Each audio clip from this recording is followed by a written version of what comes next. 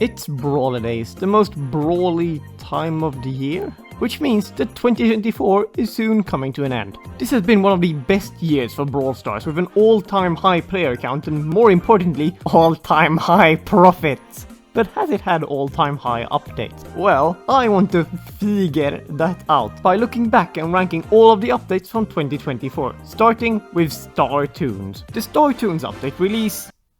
well, the main feature didn't come out until 2024, so it still counts! Star Toons' main new feature was the new Brawl Pass, and it's quite good. The monthly Brawl Pass has made the game feel more fresh as we avoid the hell of full months with bonus reward grinding. Brawl Pass 2.0 also gives more resources overall, as a 1 month Brawl Pass gives about 29% more rewards than the old 2-month pass. The fact that Brawl Passes can only be bought with money now is a shame, but free-to-play players still get more rewards now than they did before. And the removal of chromatic brawlers, so free-to-players can actually get to play the new brawlers instead of having them locked behind a Brawl Pass or an insane amount of chroma credits, is a really good free-to-play change. I just don't like Brawl Pass Plus that much. It's stupid and doesn't feel as valuable as a normal Brawl Pass unless you want the chromas or the gems. But I'd say that the new Brawl Pass is without a doubt an upgrade compared to what we had before. And if you don't agree with me, leave a hate comment or something, I don't really care. The rest of this update was nice too. Kid is irritating, but I really like Larry and Laurie, and the skins, like Final Boss Rico, Toon Spike and W Otis, are probably that brawler's best skin. But what I think is the best thing added this update is win streaks. They're just fun and make a tedious trophy road grind slightly less horrible. So the Star Toons update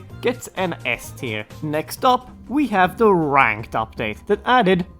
Ranked. Yeah, not a very creative update name, but I think they did a good job. I like how it's single games up to Diamond to make it more accessible for new players. The new rank rewards are way better than the old ones, and being able to display your rank on your battle card makes grinding ranked more worth it. Yeah, I only got Diamond last season, but I'm better than that. I was just preoccupied doing things more important than grinding, like killing bots in the training cave for multiple hours. But speaking of grinding, I don't like how the new rank system resets you to Bronze 1 each season. Because of this, you have to grind an insane amount of rank in 1 month if you want to reach Masters. The rank buffs you get from the reset do help, but as a uni student doing YouTube as a hobby and spending multiple hours committing a robot genocide, I just don't feel like I have the time to ever grind to Masters, even if I was good enough to reach it easily. So I'd prefer if you only dropped a few ranks each season, but that's kind of my only serious complaint. I'm fine with modifiers as long as they're not as stupid as Second Wind. And the people complaining that they made it easier to reach Masters, I just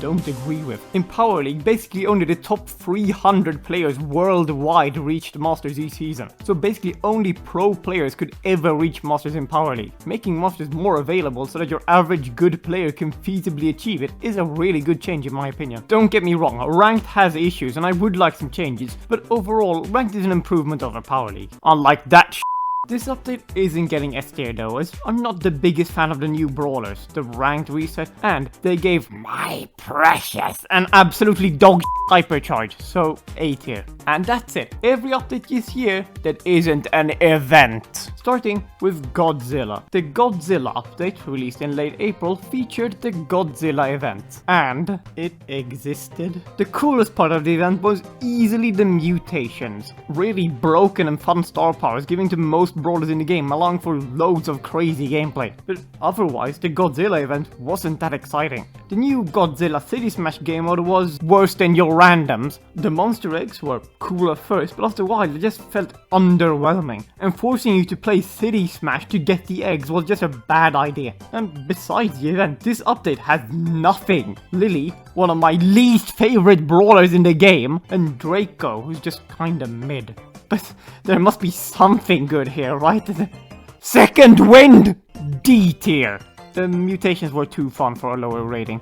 After that, we have Classic Brawl. The main feature of this event was the return of Mega Boxes, which were nice. Overall, they felt way more rewarding than the Monster Eggs, especially since they could drop gems. I also like how you could get a special Hypercharge skin just from opening 10 Mega Boxes. New game modes, however, were... well, they were better than Godzilla City Smash. Mirror matches, just normal Brawl Stars after a new Brawler releases, and Drumroll would have been fun if it wasn't for all the Kill stealers! The classic event was probably a slight upgrade to the Godzilla event, but no new power-ups or abilities makes this event more forgettable. What makes this update better than the Godzilla update though is the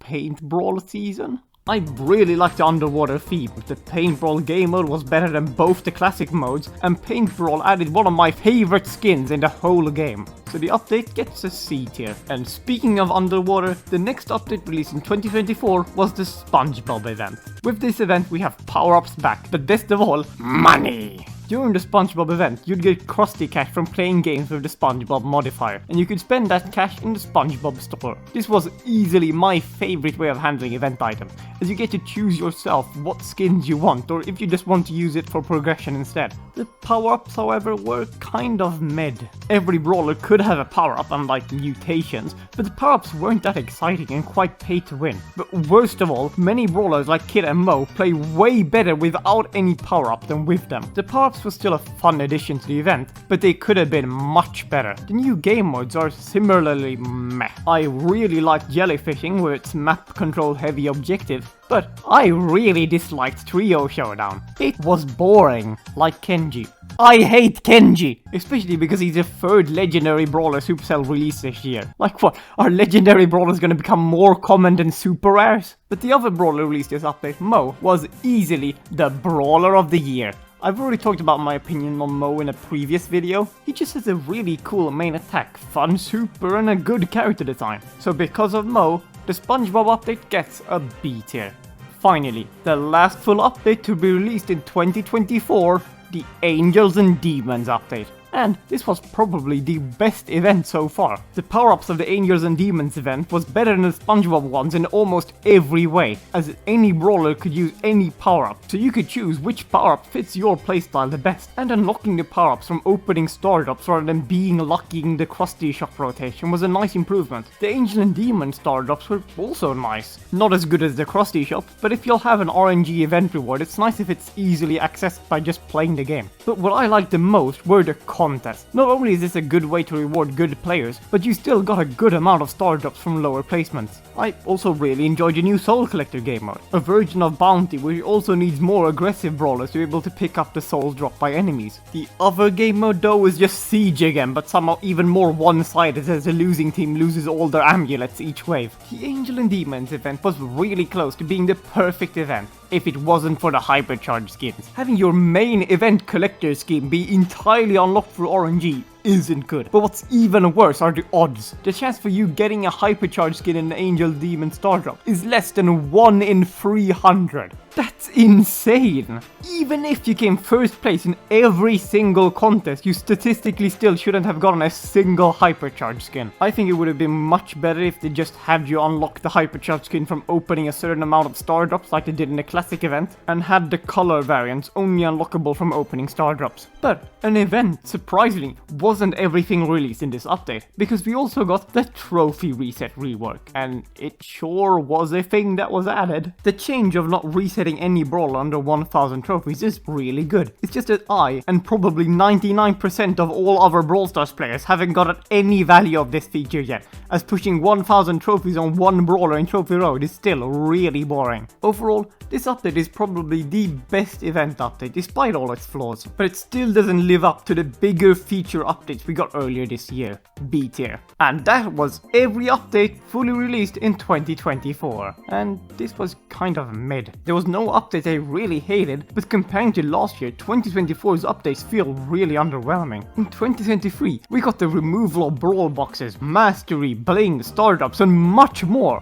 While in 2024, we got event. Luckily, looking at the Brawl Stars roadmap for 2025, we see Supercell have planned new permanent features to the game to complement the never-ending waves of event, and even they seem better, with the Toy Story event combining both the contest with the event shop, both the best parts of their events. So I have hope that 2025 will be a better year for Brawl Stars. No wait, they added back Hold the Trophy! Brawl Stars is doomed! This concludes my first full year of making Brawl Stars content, and it's gone better than I ever thought it could. I'm really thankful that someone on Earth actually enjoys watching me scream into my sofa about a mobile game for children. Looking back at my earlier videos, they all just feel so off. I have no energy and weird pauses after every sentence. Interesting. However, Mandy, I don't like her. What is this? So, I just want to say thank you. Thank you for watching my channel this year and helped me get 4,000 subscribers, which really means a lot to me. I'll keep making content in 2025 and hopefully it will improve as much as I think I have this year. But we'll just have to wait and see. Happy New Year, and I'll see you in 2025.